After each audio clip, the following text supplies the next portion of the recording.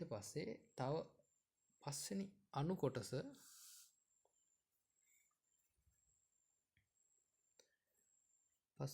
කොටස ග්‍රෑම් 250ක් අපිට පෙන්නලා තියෙනවා 4න් 1යි කිලෝග්‍රෑම් කියලා. අර්තාපල් කිලෝ එකක මිල රුපියල් x වේ. අර්තාපල් කිලෝ එකක් රුපියල් x වේලු.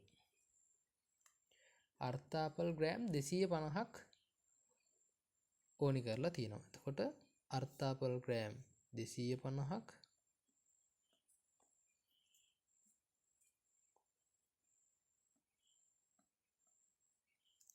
ග්‍රෑම් 250ක් වෙන්නේ x බෙදීම 4යි.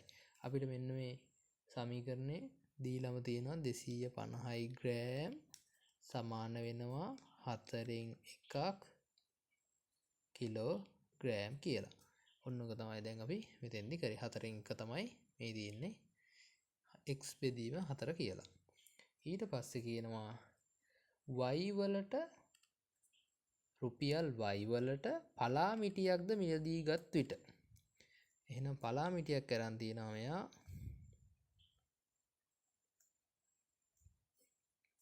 අරන් තියනවා y කියන මිලට. එතකොට මෙන්න මේ අර්තාපල් ග්‍රෑම් 250යි මෙන්න මේ පලා මිටියයි ගන්න යන්නේ එකතුව ගත්තොත් x බෙදීම 4 ධන y කියලා විජ්‍ය ප්‍රකාශනයක් ගොඩනගන්න පුළුවන්. 6 වෙනි අණු කොටසේ තියෙනවා පාසල් පුස්තකාලයේ සිංහල පොත් x සංඛ්‍යාවක්. සිංහල පොත් තියනවලු x සංඛ්‍යාවක්. ඉංග්‍රීසි තියනවලු y සංඛ්‍යාවක්. සිංහල පොත්වලින් භාගයක ප්‍රමාණයක් සහ ඉංග්‍රීසි පොත්වලින් භාගයක ප්‍රමාණයක් සාහිත්‍ය පොත් වේ කියලා කියනවා. සිංහල පොත්වලින් භාගයක් ඒ කියන්නේ x බෙදීම 2ක් සහ ඉංග්‍රීසි පොත්වලිනුත් භාගයක් y බෙදීම 2ක් කියන මේ දෙකේ එකතුවෙන් හැදෙනවලු සාහිත්‍ය පොත්.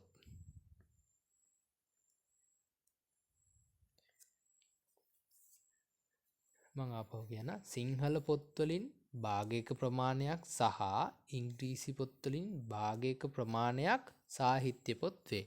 එතකොට අපි කරේ සිංහල පොත්වලින් භාගයක් ගත්තා, ඉංග්‍රීසි පොත්වලින් භාගයක් ගත්තා. ඒ දෙකේ එකතුව සාහිත්‍ය පොත් කියලා පෙන්වුවා.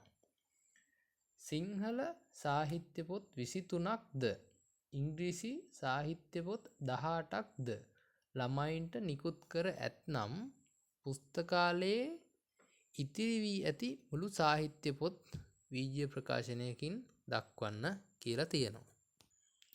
දැන් අපි මෙතෙන්දී හොයාගත්තා සාහිත්‍ය පොත් කීයක් මේ පුස්තකාලේ තියෙනවද කියලා. එතකොට මෙයාලා තවත් දෙයක් කියනවා සිංහල සාහිත්‍ය පොත් 23ක්ද ඉංග්‍රීසි සාහිත්‍ය පොත් 18ක්ද ළමයින්ට නිකුත් කර ඇතනම්. එතකොට සාහිත්‍ය පොත් කීයක් ළමයින්ට නිකුත් කරලා තියෙනවද? 18යි 23යි. මෙන්න මේ දෙකෙන්ම නිකුත් කරලා තියෙනවා ළමයින්ට.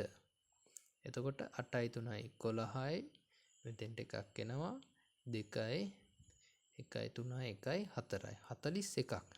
පොත් 41ක් ළමයින්ට නිකුත් කරලා තියෙනවා. එහෙනම් සම්පූර්ණ පොත් ගාන මෙච්චරයි. x බෙදීම 2 ධන y බෙදීම 2 කියන පොත් සංඛ්‍යාවෙන් අඩු කරන්න ඕනි මෙන්න මේ 41. ඒ කියන්නේ ළමයින්ට නිකුත් කරපු පොත් සංඛ්‍යාව අඩු කරලා තමයි දැනට ඉතිරිලා තියෙන පොත් සංඛ්‍යාව හොයන්න තියෙන්නේ.